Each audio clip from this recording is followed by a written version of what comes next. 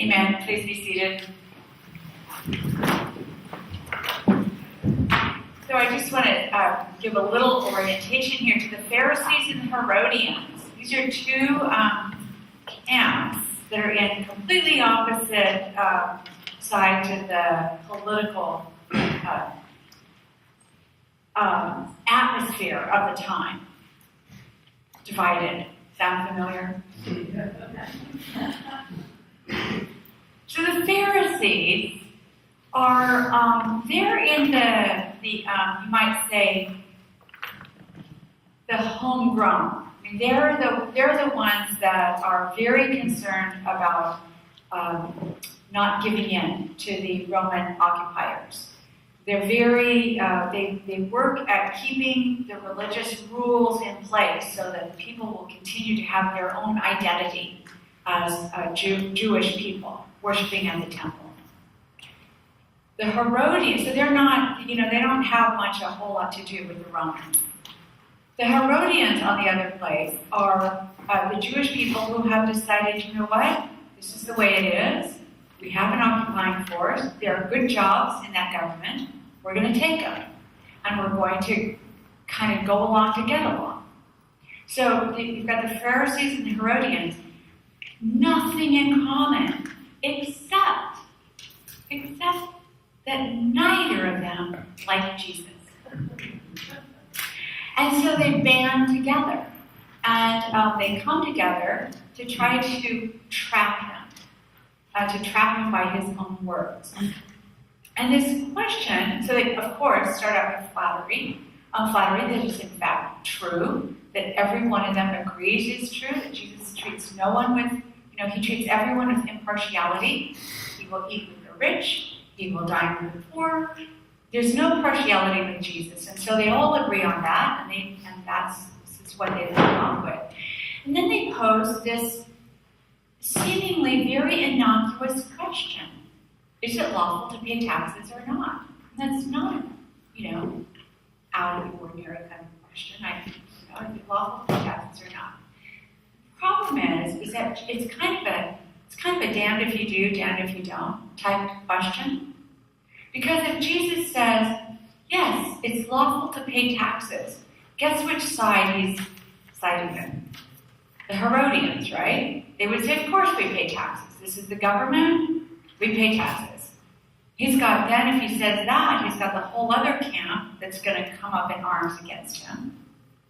If he says it's not lawful to pay taxes, then he's siding with the Pharisees, and he's liable to not only get that whole wing of the Jewish party against him, but the Romans as well. It's a no-win question for Jesus. So he does what any good rabbi would do. He poses another question. He says, show me a coin. Do you have a coin with you? Now that, in and of itself, is his trick question. You cannot out-brilliant Jesus. Because when they pull out a coin, the truth is, on that coin, he says, whose image is that? Well, it's Caesar's. What's his title? The emperor. Another word for emperor is Lord. They should not have a coin in their pockets. They're standing in the courtyard of the temple. And the first commandment, the first 10 commandments, which our kids learned last week, in Sunday school, they had their 10 commandments. The first commandment is to remember that I am the Lord your God who brought you out of Egypt. So remember who you are. Don't have any other gods before me. Do not make any graven images. No graven images. There they are, standing in the courtyard of the temple. It is sacrilegious to have on themselves a graven image. So when Jesus says, show me your coin, pull out of their pocket a graven image. And he says, look at that. Whose image is that on there? You say, Caesar's. What's his title? Lord. He doesn't have to say anything beyond that. Their hypocrisy is completely exposed at that point. He doesn't blame, he doesn't judge. But by the fact that he's using these word images, which in Greek translates to icon,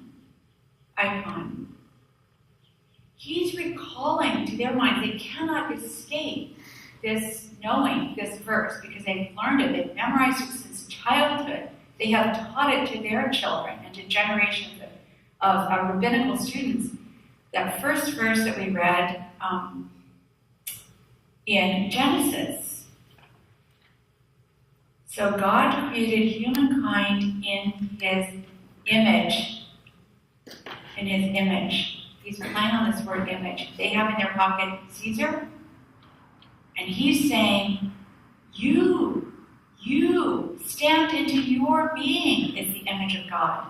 Now it's marred, surely it's marred by sin, but even the gravest of sin cannot take away this indelible engraving that is in your own being.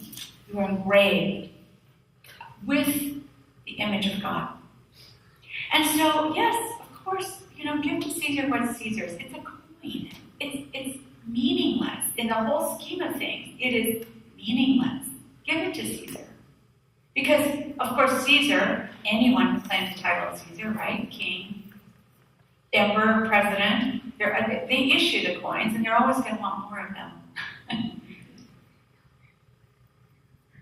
And give to God what is God's. So we're in the middle of our stewardship campaign, of course. Most of you have pledge packets yet, some of you don't. You'll be getting them. Our in-gathering is November 12th. That's when we pledge what we're going to be offering to God through the work of the church for the next year. Standard is 10%. But Jesus is saying so much more than that. He's saying it's your whole being. It's your memory. It's your reason. It's your skill. It's your history. It's your personality. It's your thoughts. It's all that you are and all that you have. All of that belongs to God. It's engraved with God's image. And so the challenge to us is to find a way in our own lives to give back to God what is actually God's to begin with. Amen.